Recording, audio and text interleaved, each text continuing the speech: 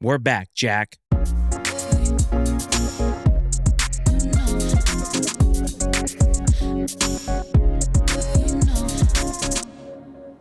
Welcome back to Fire Footwear, everybody. As always, I'm Matt Freitz, your host, and today we've got another review. This time we have a review for the first time of a Travis Scott shoe on this channel, and this is the Nike Zoom Field Jaxx.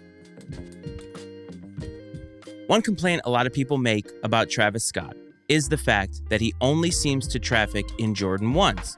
Many people find that to be a potential cop-out, can certainly see that argument. But one thing that Cactus Jack Corporation has done is they have attempted to give us new silhouettes, or at least new silhouettes that seem familiar.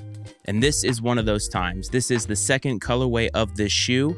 I love this shoe. I was actually surprised to find that I would like it because it seems kind of out there. But let's get into some of the details. First things first, the materials on this shoe are absolutely insane.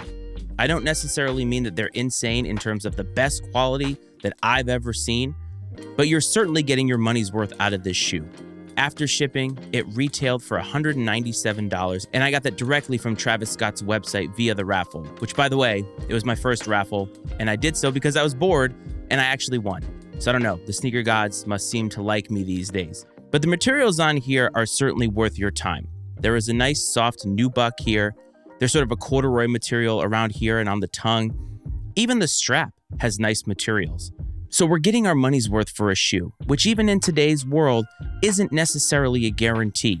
Travis Scott is taking a risk by trying to get us to like a new silhouette. And I think that this has a lot of features that we can like. First thing that I do like is the strap. I realize that dates the shoe in a way, and it seems to be a trend that people are following. We've seen it on the Air Yeezy 2, we've seen it on other Yeezys as well, and we've seen it on Nike trainers, going way back into the day, into the 80s. And so this kind of harkens back to that a little bit, and while maybe it isn't for everybody, it's a unique touch, and they did so in a unique way that I enjoy. You certainly have the nylon mesh here that is see-through, and being able to see the cactus on one side, shark on the other. To me, that's a nice detail that makes you feel, again, like you got your money's worth. The swoosh itself is a very soft nubuck, and it's different material than what is actually around the rest of the shoe. The corduroy material is definitely not corduroy in the same sense as, say, the Wotherspoon 97s, but it certainly has that look, and it's a softer, maybe a little bit different feeling nubuck, but at the same time, again, it's giving you a feel of a different shoe. Of course, in terms of tech specs, the Nike Zoom Air is wonderful. I have the Nike Spiridons, the undefeated collaboration, and let me tell you something, that shoe is massively comfortable, and we're going to be doing a review on that very, very soon. But this is a great shoe because you can wear it in summertime, you can wear it in wintertime, and I feel like it's going to be comfortable, which is something that we can't say for all retros. We all love the Jordan 1, the Jordan 4, but a lot of times we don't get comfort with those. We do here, we do with this shoe. So you're getting a nice colorway, a clean shoe, and you're also going to be getting comfort. That's really, really huge in my opinion, when you can feel both great in terms of your fit and great on your feet. And I think that they've actually achieved this here. In terms of hype and resale, are people going to care about these the way that they have other Travis Scotts? The direct answer is probably no. The reason being for that is because we've seen tons of Travis Scotts.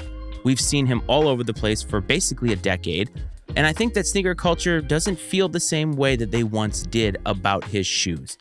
It almost feels like what he does now is in line with, say, GR releases. They don't feel as special because when you get more of them, diminishing returns is bound to happen. But what I think we should be doing as a culture is I think we should be looking at attempts at taking risk like this. I talked about that in the Reimagined Black Toe review that I did, that the Reimagined series is going for risks. They're trying to do some different things. And this is not toying with an OG colorway. It's not toying with an OG silhouette that we feel something about.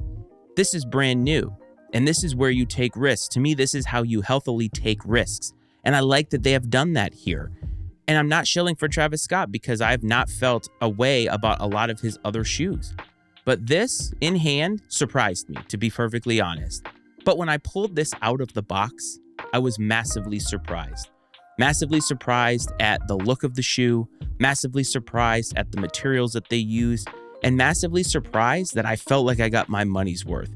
Many might say that $200 for a shoe is expensive in general, but in these times, $200, this feels worth it to me. I don't know if it's going to be worth it for $250 for a Jordan 4 or a Jordan 3. Not all of them, especially OG colorways, are executed well. This was executed well. Other nods about this shoe, the box, you obviously have Cactus Jack branding, upside down Nike branding. I enjoy that. You, of course, have the embossed Jack on the paper inside, a really nice detail, a really nice touch. Also coming in the box, a pair of laces that are white and blue, almost like a Tar Heel blue. I really like that. You can put that in for a pop of color. But overall, if I'm giving my real take on this shoe, this is an excellent shoe. I'm a little sad that I'm not going to be keeping it, but honestly, I can't keep everything that I buy. I was happy to be able to get this for a friend, and a friend who is not in sneaker culture, just learning. And to me, we should all be doing things like that. We should be helping out people who maybe don't know as much as we do.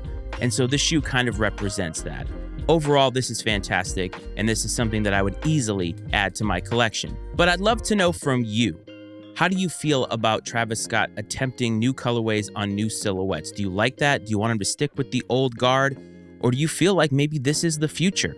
That this is the way that we can reinvent, we can reinvigorate, and innovate sneaker culture?